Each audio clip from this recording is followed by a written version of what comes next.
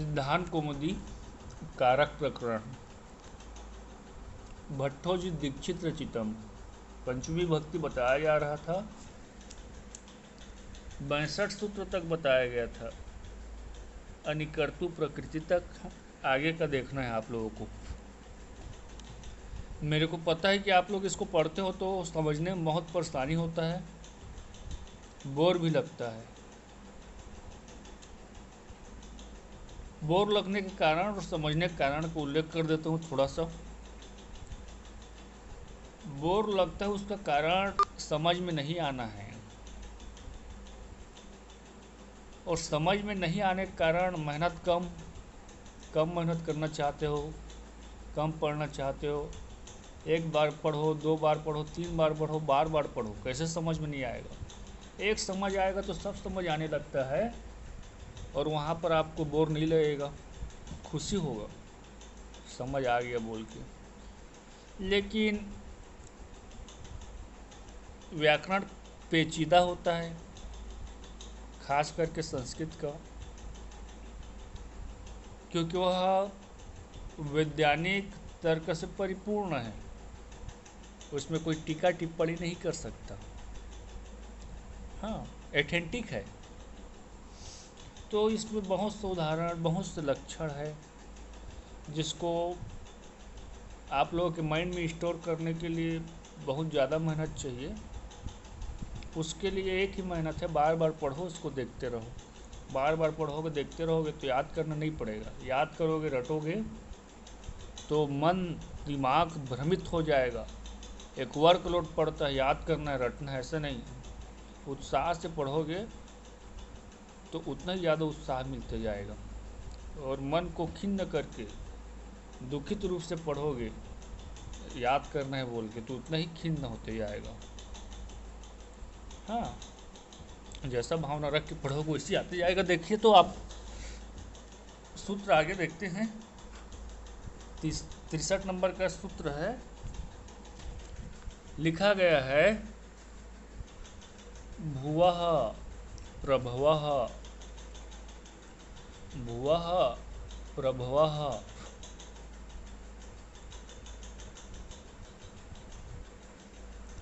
प्रभव होना, भुवा होना, प्रभवा अर्थात कि प्रकट होना, प्रकट होना। किसका प्रकट होना? भू कर्तु प्रभव इस तथा, कर्ता के प्रकट होने के स्थान, अर्थात कि कर्ता के प्रकट होने के स्थान, कर्ता पहला, कर्ता का जहाँ प्रकट होने के स्थान रहता है उसमें पंचमी विभक्ति का समावेशन रहता है।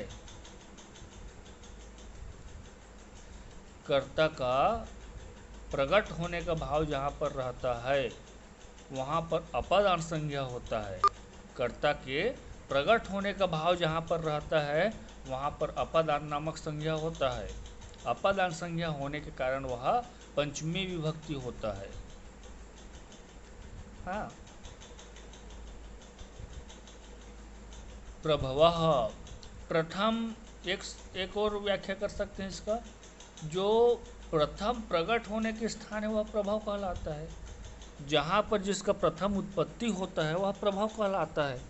तो जहाँ पर जिसका प्रथम उत्पत्ति होता है उसका अपदान संज्ञा होता है, और उसको पंचमी विभक्ति के अंतर्गत यहाँ पर रखा गया है। उदाहरण के रूप में लिखा है, देखिए, हिमवतो गंगा प्रभुवती, हिमवतो गंगा प्रभुवती। हिमालय से गंगा निकलती है, हिमालय से गंगा निकलती है।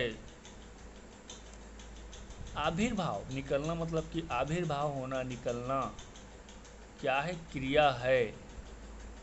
हाँ, कर्ता गंगा, गंगा पद है, इस क्रिया का कर्ता गंगा पद है। क्रिया का कर्ता क्या है? गंगा पद है।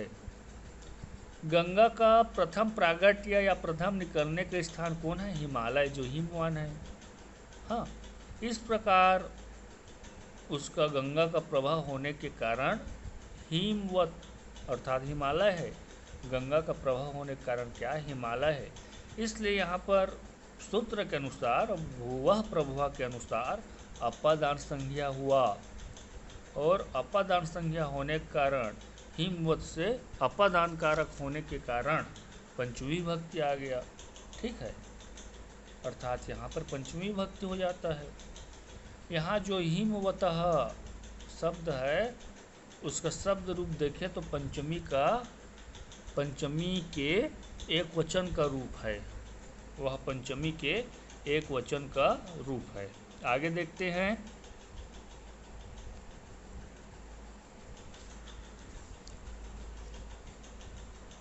लव्यलोपे कर्मण्यधिकरणे च वार्तिक, एक बार और आया है पीछे वार्तिक, तीसरा नंबर का सूत्र पढ़ रहे थे तो वार्तिक तात्पर्य समझा दिया गया था। तात्पर्य समझा दिया गया था। वार्तिक आया था ना, पंचमी अपद आने पढ़ाए तो उसके बाद वार्तिक प्रकृत रूप से, वार्तिक अर्थात प्रकृत रूप से ऐसा होता है या नोट, इसमें भी पंचमी विभक्ति होता है। लव्य लोपे, लव्य अर्थात कि लव्य प्रत्यांत शब्द का लोप होने पर, अर्थात लव्य प्रत्यांत शब्द है उसका प्रयोग नहीं होने पर क्या होता है, पंचमी विभक्ति होता है। अब लव्य प्रत्यांत क्या है बताएंगे, लंबा चौड़ा, उसको छोड़ो और लिखा है आगे देखिए। कर्मण्यधिकरणे, जहाँ पर कर्म और अधिकरण के अर्थ होता है, जहाँ पर कर्म और अधिकरण का बोध होता है, कारक होता है, वह पंचमी विभक्ति होता है। लव्य लोप को छोड़ दो, नहीं समझ आएगा लव्य क्या है, उसका लोप कैसे होगा। जहाँ पर कर्म और अधिकरण का कारक होता है वहाँ पर पंचमी विभक्ति होता है। उदाहरण के लिए प्रसादात प्रेक्षते, प्रसादात प्रेक्षते, महल के ऊपर चढ़कर देखता है। प्रसादात प्रेक्षते, देखता है, प्रसाद में चढ़कर अर्थात कि महल के ऊपर चढ़कर देखता है।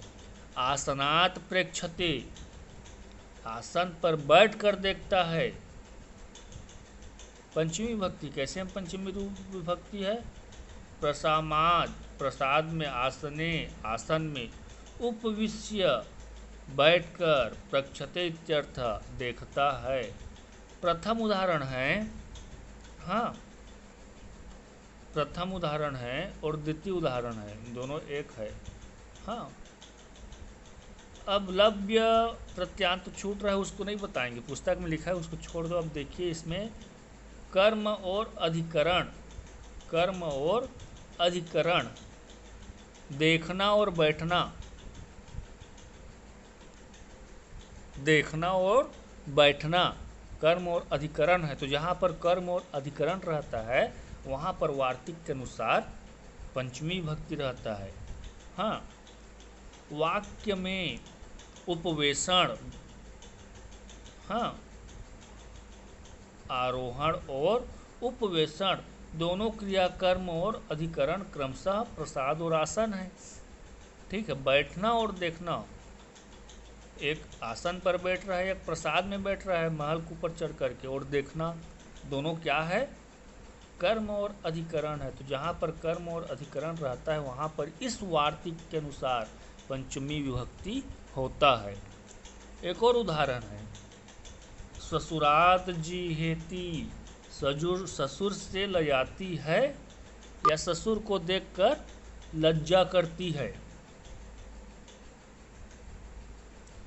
वीक्षण क्रिया के प्रति ससुर कर्म संज्ञक हो गया, देखना, जैसे कि वहाँ पर प्रसाद में बैठकर देखता है बताया गया। अब उसी प्रकार से यहाँ पर वार्तिक में ससुर में पंचमी विभक्ति हो गया। ठीक है, अब शंका समाधान इसमें बताया गया है, उसको छोड़ो, दिमाग को मत करो, सूत्र और उदाहरण देखो और क्यों हो रहा है उसको समझने का प्रयत्न करो। नहीं समझ आएगा तो फ़ोन करके पूछो, पुनः पुस्तक खोल कर उसको समझाने का चेष्टा किया जाएगा, कोशिश किया जाएगा। एक और वार्तिक है जस्ट उसके आगे। वार्तिक होता है, इनमें भी पंचमी विभक्ति होता है। वार्तिक है ना, वहाँ पर देखना सूत्र क्रम नहीं लिखा रहता। कहाँ लिखा है? दोनों में नहीं लिखा है। यत् आयच्काद्य काल निर्माणम तत्र पंचमी, जहाँ पर समय काल का निर्माण होता है वहाँ पर पंचमी विभक्ति होता है। जहाँ पर अवधि, स्थान या समय, मार्ग का, काल का या दूरी नापा जाता है वहाँ पर पंचमी विभक्ति होता है। जहाँ पर काल का, समय का या दूरी नापने का कार्य किया जाता है, ऐसा शब्द जहाँ पर आता है वहाँ पर पंचमी विभक्ति रहता है। उदाहरण देखिए, वनाद ग्रामो योजनम योजने वा। वनाद ग्रामो योजनम योजने वा। वन से गांव 1 योजन दूर है। वन से गांव 1 योजन दूर है। इस वाक्य में 1 योजन माप की अवधि है, वन। हाँ, माप की अवधि क्या है? वन, 1 योजन की दूरी। अतः वन का अपादान संज्ञा हुआ, वन से दूर चला गया, दूरी बताया जा रहा है, अपादान संज्ञा होता है, वहाँ पर पंचमी विभक्ति होता है। नापे गए स्थान, ग्राम की दूरी बतलाने वाले शब्द योजन में प्रथमा अथवा सप्तमी होकर वनाद ग्रामो योजनम योजने व वाक्य का प्रयोग किया गया है। आगे इसी प्रकार और उदाहरण है। कार्तिक्या, कार्तिक्या अग्रहायणी मासे। कार्तिक की पूर्णिमा से 1 महीना पर अग्रहण की पूर्णिमा है। इस वाक्य में भी काल रूप परिणाम को बताया गया है, माप को बताया गया है। इसकी पूर्व अवधि अर्थात कार्तिकी की अपादान संज्ञा हो जाएगा और अपादान संज्ञा होने के कारण पंचमी विभक्ति रहेगा। ठीक है, कालवाचक मासवाचक शब्द सप्तमी विभक्ति हो गई है। देखिए, अब यहाँ पर नीचे में बताया गया, कृतिका नक्षत्र से युक्त पूर्णमासी को कार्तिकी कहा जाता है। हाँ, जो लोग क्या पढ़ते हैं, ज्योतिष पढ़ते हैं, वो लोग अच्छे से जानते हैं कहाँ से महीना की आकांक्षा के उत्तर के लिए कार्तिकिया का प्रयोग किया गया है। ठीक है, इस प्रकार स्पष्ट हो गया काल परिणाम मास मुख्य रूप से वार्तिक के अनुसार, जहाँ पर काल को, परिणाम को, मास को, अवधि बताया रहता है वहाँ पर पंचमी विभक्ति होता है। अब आते हैं, 2 बता दिया गया वार्तिक। अब 64 नंबर का सूत्र आता है। 64 नंबर का सूत्र देखिए,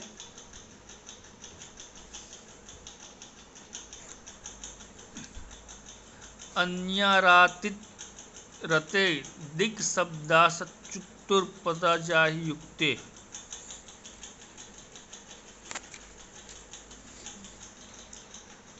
बहुत लंबा चौड़ा है, लंबा चौड़ा इसमें उदाहरण, लंबा चौड़ा पढ़ेंगे और क्या।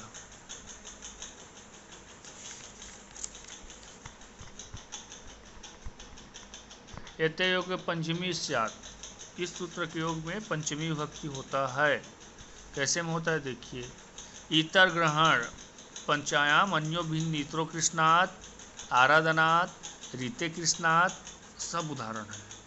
अब इसको पढ़ेंगे नहीं, अब सबको बताते जाते हैं। जैसे कि देखिए, अन्य, भिन्न, अरात अर्थात दूर या समीप, इतर अर्थात भिन्न, रीते अर्थात बिना, दिक् शब्द, अच्यु धातु, उत्तर भाग, आक, प्रत्येक आदि एवं आज प्रत्यांश शब्दों में पंचमी विभक्ति होता है।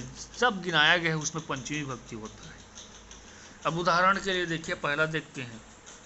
हाँ, अन्यो भिन्न इतरो वा कृष्णात्, अन्यो भिन्न इतरो वा कृष्णात्, कृष्ण से भिन्न है, वो शब्द आ गया ना सूत्र का, कृष्ण से भिन्न है। इस वाक्य में अन्य के तथा न्यार्थक भिन्न इतर के योग, इतर के योग में, इतर के योग में कृष्ण शब्द में पंचमी विभक्ति आ जाता है। दूसरा उदाहरण देखिए आप, आरादौनाथ, हाँ, पूर्वो या ग्रामात रीते कृष्णात, वन से समीप या दूर ग्राम से पूर्व कृष्ण के बिना। इस वाक्य में आरात, पूर्वे, रीते के योग में वन और ग्राम तथा कृष्ण में पंचमी विभक्ति सूत्र आ जाएगा। आगे दिया गया है, लंबा है इसलिए जल्दी जल्दी बता रहे हैं क्योंकि इसमें लिख दिया गया है ये यहाँ पर। अन्य आतिदेवरादिक शब्दांत अर्थात कि अन्य, भिन्न या आराध है या इतर शब्द है या दूर है या समीप है, ऐसा शब्द जहाँ पर आता है रीते अर्थात कि बिना या दिक शब्द इत्यादि, वहाँ पर पंचमी होता है। वो सब उदाहरण ये डिस्प्ले में अभी निकाला वो है। तो क्या बताया जा रहा था, आरात, आरात, आराधनात् पूर्वो, हाँ, आरात, ग्रामात रीते कृष्णात, आराधनाथ, हाँ, आराधनाथ या रीते कृष्णात दोनों एक है। रीते के योग में वन और ग्राम तथा कृष्ण में पंचमी विभक्ति हो गया। अरा अन्य रीते सूत्र से, जो मुख्य सूत्र ये बताया गया है ये, ठीक है। आगे देखते हैं, वो सब उदाहरण है, लंबा है। चैत्रात पूर्व फाल्गुना, चैत्र से पहले फागुन का मास आता है। हाँ, तो इसमें भी बताया गया पूर्व, जहाँ पर पूर्व शब्द आता है, दिक, पूर्व इत्यादि, वहाँ पर क्या होता है, पंचमी विभक्ति। तो यहाँ पर दिक्वाचक, हाँ, इस वाक्य में पूर्व दिक्वाचक नहीं अपितु कालवाचक हो गया है। ऐसी स्थिति में पूर्व के योग में चैत्र शब्द पंचमी विभक्ति हो जाएगा। हाँ, उसी प्रकार से और लंबा लंबा दिया गया है इधर, दिक के साथ। उदाहरण के लिए, प्राग प्रत्यग्रामाद, प्राग प्रत्यग्रामाद, गांव के पूर्व या पश्चिम में प्राग प्रत्यक रहता है, वहाँ पंचमी विभक्ति रहता है। अलग अलग प्रयोग करके दो वाक्य बनाए जा सकते हैं। दिक्वाचक शब्द है, हाँ, इसके योग में अन्यारादि तरते सूत्र से पंचमी विभक्ति हो गया। दक्षिणाग्रामात, गांव की दक्षिण और समीप, आज प्रत्यांत सूत्र के अनुसार यह भी पंचमी है। ऐसा करके लंबा दिया गया, उसी से संबंधित है। हाँ, ठीक है, सबको देखना और नहीं समझ आएगा तो पूछना। ऐसे तो समझ बहुत कम लोगों को आ रहा हो गए, क्योंकि व्याकरण है, कारक प्रकरण। चलिए ठीक है, मुख्य को जो परीक्षा में आता है उसको अंडरलाइन कर दिया गया, उसको और अच्छे से बताया जाएगा।